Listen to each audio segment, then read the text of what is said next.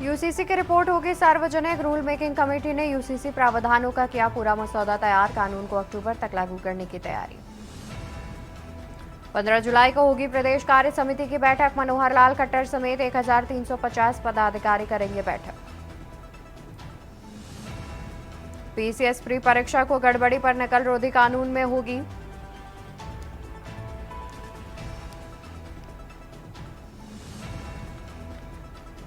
स्वास्थ्य विभाग में छुट्टियां की गई रद्द। चारधाम यात्रा को देखते हुए छुट्टियां रद्द की गई।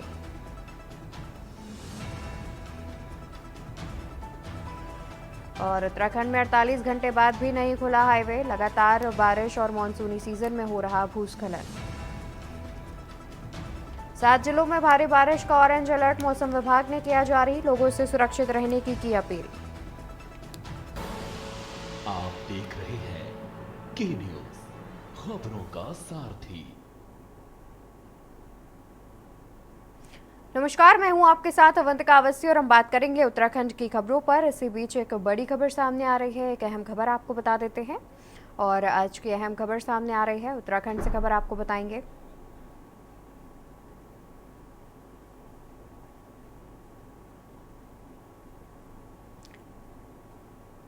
तो वहीं बता दें कि भारी बारिश ने उत्तराखंड के कई हिस्सों में दैनिक जीवन को अस्त व्यस्त कर दिया है। लगातार बारिश से कई जगहों से लैंडस्लाइड की खबरें सामने आई हैं। तो वहीं बद्रीनाथ की ओर जाने वाले नेशनल हाईवे समेत मुख्य सड़कों पर आवाजाही बंद हो गई है। उत्तराखंड सरकार ने चारधाम यात्रियों से बारिश थमने तक आगे न बढ़ने की भी अपील की है। देखिए ये रिपोर्ट। भारी बारिश ने उत्तराखंड के कई हिस्सों में दैनिक जीवन को अस्त व्यस्त कर दिया है। लगातार बारिश से कई जगह से लैंडस्लाइड की खबरें सामने आई हैं। बद्रीनाथ की ओर जाने वाले नेशनल हाईवे समेत मुख्य सड़कों पर आवाजाही बंद हो गई है। उत्तराखंड सरकार ने चारधाम यात्रियों से बारिश थमने तक आगे न बढ़ने की अपील की है। चारधाम यात्रा एक दिन के लिए रोकी गई थी क्योंकि बरसात बहुत ज्यादा एक्सपेक्टेड थी। अब चारधाम यात्रा हमारी चल रही है सुचारू रूप से, उसको रोकी नहीं जाएगी। लेकिन अगर बरसात होती है, बरसात होने के समय लोगों को एडवाइज यही किया जाता है कि लोग न निकलें, ट्रैवल न करें, क्योंकि बरसात के कारण पत्थर गिरने का डर रहता है, मलबा आने का डर रहता है और खतरे की संभावना बनी रहती है। तो बरसात जब हो रही है उसको देख के बाकी समय चारधाम यात्रा पे लोग जा सकते हैं, पर्वतीय मार्ग पे यात्रा कर सकते हैं। वही चीज़ आदि कैलाश यात्रा पे भी लागू होती है। बरसात के समय ट्रैवल करना एडवाइजेबल बिल्कुल नहीं होता, वो थोड़ा सा खतरा रहता है इसमें। रामनगर जिले में भी भारी बारिश से सड़कों पर नदियां बहने लगी हैं। इन्हें पार करना खतरे से खाली नहीं है। ये बरसाती नाला है, पर इसमें रिस्क लेना बहुत दुश्मन अपने जान को जोखिम के बराबर होता है। पर अगर नाले को देख के भी अगर आप इस बरसाती नाले में गाड़ी डाल रहे हैं तो ये गलत कर रहे हैं। अपनी जान को जोखिम में न डालें और थोड़ी देर बरसाती नाले का कम होने का इंतजार करें, जिससे कि आपकी जान सुरक्षित रहे। ऋषिकेश में घाट पूरी तरह से डूब गए हैं। उत्तराखंड के रुद्रपुर में निचले इलाकों में पानी भर गया है।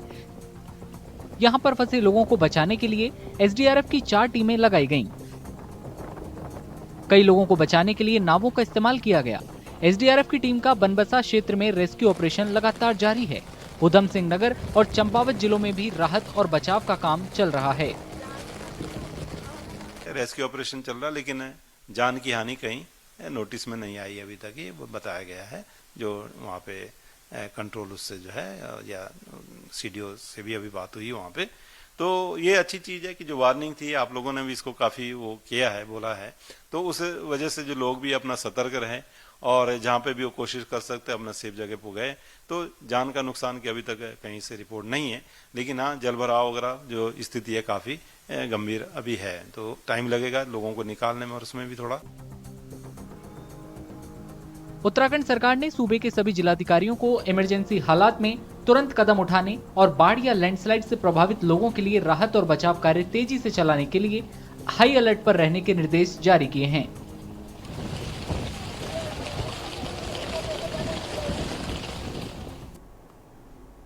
और प्रदेश में इन दिनों बारिश आफत बनकर बरस रही है, जिसके चलते प्रदेश के तमाम क्षेत्रों से बाढ़ जैसे हालातों और पहाड़ों पर लैंडस्लाइड की तस्वीरें सामने आ रही हैं।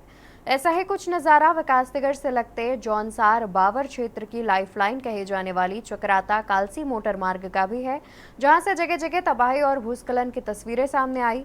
खतरों से भरे इन पहाड़ी रास्तों के हालातों का जायजा लेने के लिए के न्यूज़ इंडिया की टीम भी पहुंची ग्राउंड जीरो पर। देखिए ये रिपोर्ट।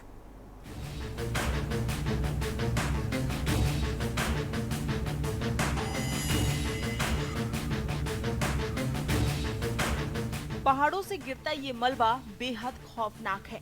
तस्वीरें कालसी चक्राता मोटर मार्ग पर बने सबसे बड़े डेंजर जोन झझरेट मोड़ की है।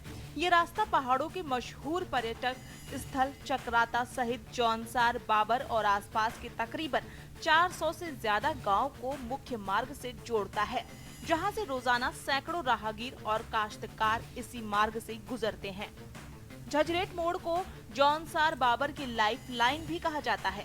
बारिश होते ही जगह जगह भूस्खलन होने से बरसात के मौसम में अमूमन ये रास्ता बंद हो जाता है।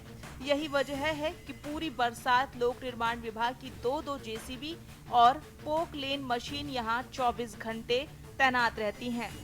आलम यह है कि थोड़ी ही बारिश में यहाँ पहाड़ों में मलबा आफत बनकर गिरता है, जिसके चलते आने जाने में लोग फंस जाते हैं।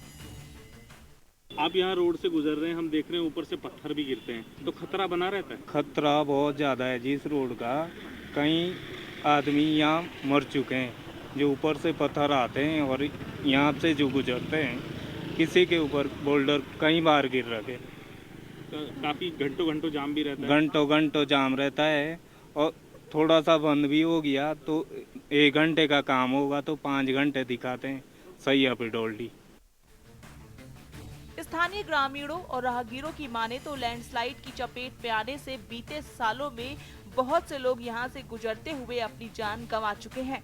स्थानीय लोगों के मुताबिक खतरे भरे इस रास्ते पर कई दशकों से लोग इसी तरह से जान हथेली पर लेकर गुजरने को मजबूर हैं, लेकिन बीते सालों में कोई भी सरकार इस बड़ी समस्या से यहां के लोगों को निजात नहीं दिला पाई। लोगों की माने तो पुल या टनल बनने से इस बड़े खतरे से बचा जा सकता है। ग्रामीणों का यहाँ तक आरोप है कि ये रास्ता अब पीडब्ल्यूडी विभाग और कुछ नेताओं के लिए मलाई खाने का जरिया बना हुआ है, क्योंकि पूरी बरसात मलबा हटाने और इसके ट्रीटमेंट के नाम पर विभाग लाखों करोड़ों रुपए खर्च करता है, मगर फिर भी ये समस्या जस की तस है। इस वक्त झझरेट मोड़ पर हैं, हम देख रहे हैं बहुत बड़ा लैंडस्लाइड भी हुआ है और अक्सर यहाँ होता रहता है ऐसा। कितना राहगीरों पर किस तरीके का खतरा है? देखिए, निश्चित रूप से यहाँ पर जो है ये जौनसार बावर की लाइफ लाइन है। यहाँ पर अधिकतर 358 गांव में से 250-300 गांव इस रोड से जुड़ते हैं जौनसार बावर के, और ये रोड दिन रात चलने वाली रोड है। ऐसा भी नहीं कि ये कभी रात को बंद रहता है, ये 24 घंटा चलने वाली रोड है। और यहाँ पर जो है आए दिन बहुत से दुर्घटना हो गई है, जिसमें तमाम नौजवान साथियों कभी अपनी जान गंवा दिया है, परंतु आज तक इससे और किसी की नज़र नहीं गई है। और यहाँ की जो राजनेता है या सरकार कहे या फिर कोई प्रतिनिधि कहे, उन्होंने इसको व्यापार का अड्डा बना दिया है।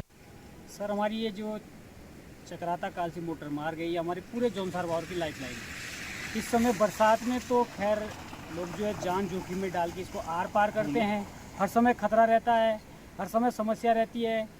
लोगों को रात बेरात आने के यहाँ तक आ जाते, लेकिन वापस जो उनको जब ये रोड बंद रहती है तो वापस पुनः विकासनगर जाना पड़ता है या पुनः सैया चक्राता जाना पड़ता है। देखिए, ये तो विभाग के लिए भी और हमारे जो शासन प्रशासन में बैठे हैं उनके लिए एक मलाई का डब्बा है, और अगर इस मलाई के डब्बे का ये समाधान कर देंगे तो इनकी जो है आजीविका, इनकी जो रोजी रोटी है, उस पर कहीं ना कहीं असर दिखेगा।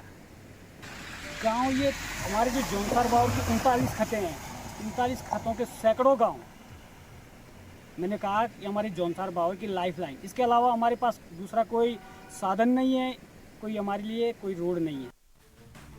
बहरहाल बीते कई दशकों से साहिया के नजदीक झझरेट मोड़ पर यहाँ के लोगों और राहगीरों को दिक्कतों का सामना करना पड़ ही रहा है, तो वहीं झझरेट के आसपास कुछ अन्य जगह स्लाइडिंग जोन बनने से यह समस्या और बढ़ गई है, जिस पर संबंधित विभाग और जनप्रतिनिधि को चाहिए कि वो राज्य सरकार और केंद्र सरकार की मदद से इस समस्या का कोई स्थायी हल निकाले, ताकि राहगीरों और स्थानीय लोगों को राहत मिल सके।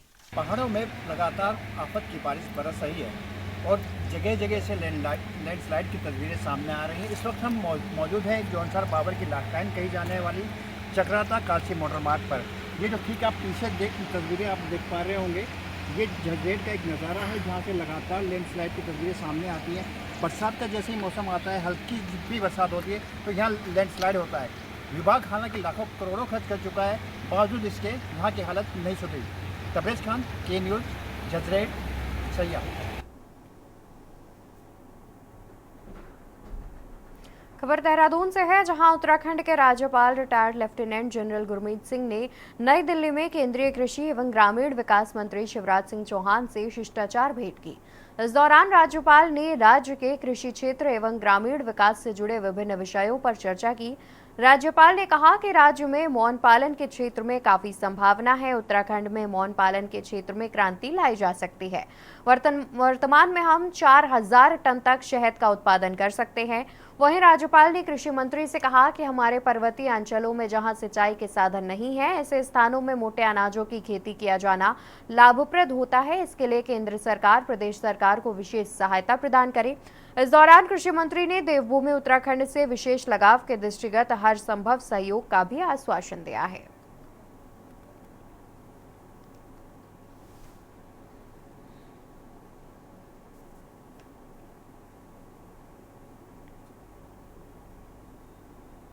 उत्तराखंड उच्च न्यायालय से नैनीताल की सुखताल झील के सौंदर्यीकरण कार्यों में लगी रोक हटाने के बाद और 3 माह में सौंदर्यीकरण के कार्यों को पूरा करने के निर्देशों के क्रम में कुमाऊं कमिश्नर दीपक रावत ने सुखताल झील का निरीक्षण किया। इस दौरान जल संस्थान, कुमाऊं मंडल विकास मंडल, विद्युत विभाग से अधिकारी उपस्थित रहे। निरीक्षण के दौरान कुमाऊं कमिश्नर दीपक रावत ने कहा कि सूखाताल झील के सौंदर्यीकरण और विकास कार्य नैनीताल शहर के लिए पर्यटन दृष्टि से भी महत्वपूर्ण कार्य है।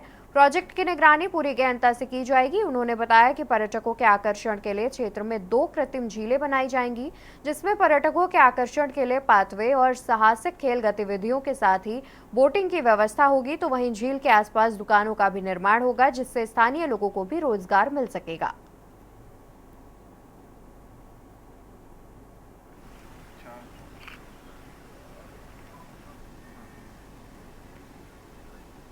इक्कीस का है और लगभग 29 करोड़ का प्रोजेक्ट है ये, जिसमें कि सूखा ताल तो खैर पुरानी वाटर बॉडी है, एक तरीके से रिचार्जिंग जोन भी है ताल का। तो इसमें एक तो लेक बनाया जा रहा है, जिसको एक तरह से आप कह सकते हैं कि हम इस पर क्ले लाइनर लगा रहे हैं तो पानी को रोका जाएगा यहाँ पे, और टूरिज्म एक्टिविटीज़ की जाएंगी, जिसमें बोटिंग भी है, कैस्केड भी है, एक पाथवे भी बन रहा है, जिसमें टोटल अगर हम सर्कमफ्रेंस ले लें तो 850 मीटर के आसपास एक चलने की जगह हमको मिलेगी। सबसे अच्छी बात इस जगह की ये है कि यहाँ जो भी बोटिंग करने आएंगे, गाड़ियों की एंट्री क्योंकि प्रोहिबिटेड है, ऊपर बड़ी पार्किंग है, तो एक अच्छा area free from any kind of traffic hassle हमको मिलेगा। लोकल्स के लिए भी एक ऐसा जोन जहाँ पे कि बिना ट्रैफिक के न्यूसेंस के हम टहल सकते हैं, वो जोन हमको मिलेगा। बीच में ये काम रुका हुआ था और अभी इसमें ऑनरेबल कोर्ट से एक स्टे था, वो भी हट गया है। तो प्रयास ये है कि इसको तेज़ किया जाए। क्ले लाइनर वाला काम है, पाथवे का काम है, कैस्केड का काम है, 9 दुकानें बननी हैं, उन दुकानों का काम है, और लिफ्ट का काम है। प्रमुख रूप से काम इसमें बाकी हैं। और एक नाला है जिसमें कुछ सीवर का पानी आता है, जो जिसमें आता है, जिससे इसका पर्पस डिफीट हो जाएगा, क्योंकि इसमें हम लोग पानी को साफ रखना चाहते हैं। एरेशन भी हम इसका करवाएंगे, तो कोशिश ये होगी कि ये 3 महीने के अंदर इसमें अधिक से अधिक काम हो जाए। रुड़की के एक निजी होटल में लंढौरा से विभिन्न समाज के लोगों ने संयुक्त पत्रकार वार्ता का आयोजन किया और भाजपा के खानपुर से पूर्व विधायक प्रणव चैंपियन पर क्षेत्र में जमीन कब्जाने के गंभीर आरोप लगाए। दरअसल 2 दिन पहले भी धोबी समाज के लोगों ने प्रणव चैंपियन पर धोबी घाट की जमीन कब्जाने का आरोप लगाया था, जिसका पूर्व विधायक चैंपियन ने पत्रकार वार्ता कर खंडन किया। वहीं एक बार फिर विभिन्न समाज के तकरीबन आधा दर्जन लोगों ने संयुक्त पत्रकार वार्ता कर प्रणव चैंपियन पर जमीन कब्जाने का आरोप लगाया। उनका कहना है कि पूर्व विधायक ने उनकी जमीन कब्जाने का प्रयास किया है, जिसे बर्दाश्त नहीं किया जाएगा। साथ ही मुख्यमंत्री धामी से मिलकर पूरे मामले से उन्हें अवगत कराया जाएगा।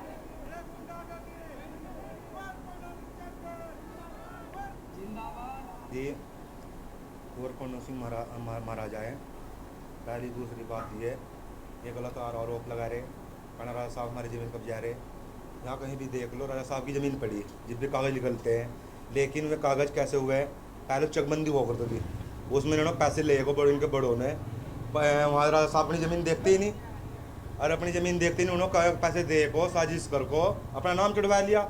जब चैन पेन की बोल ली, जब चाहे फर्जी कर को कागज़ दिखा रहे हैं कोर्ट में कर का, कहना है ज़मीन हमारी, ये गलत है बिल्कुल। अब फिर दूसरी आरोप लगा रहे राजा साहब को, कहना हमारे कपड़े धुए देहरादून धुआओ और नाच के पैसे नहीं देते। राजा साहब के यहाँ कोई गरीब चले जाओ, कोई भी चले जाओ, खाली नहीं आता। ये है कि जो धोबी घाट है यहाँ खेड़े के पास में, आदमी का ज़मीन तो हमारे धोबी भाई है, उन्होंने चैंपियन साहब ने, इनके पिताजी ने दे रखी है। जो बाकी ज़मीन है वो राजा साहब की है, और कुछ आदमी इस ज़मीन पे फर्जी तरीके से अवैध कब्जा करना चाहते हैं। वे सब मनगढ़ंत बात है। ज़मीन को हड़पने के लिए इन्होंने कुछ भी कार्रवाई कर सकते हैं, लेकिन असलियत तो यह है कि राजा साहब की ज़मीन है और उसी पे अवैध कब्जा उन्होंने कर रखा है। उनके पास कागज़ है तो वे दिखाओ, और राजा साहब जब कागज़ दिखा रहे तो बताइए क्या प्रॉब्लम है, किसी चीज़ की प्रॉब्लम है। हमें भी 50 साल की हमारी उम्र आ गई, हमारी शादी को इतने दिन हो गए, तो हम भी ऐसे ही सुनते आ रहे कि राजा की ही है ज़मीन।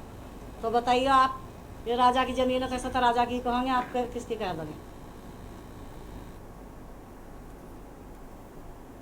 उत्तराखंड की खबरों में फिलहाल के लिए बस इतना ही। देखते रहिए के न्यूज़ इंडिया। नमस्कार। आप देख रहे हैं के न्यूज़, खबरों का सारथी।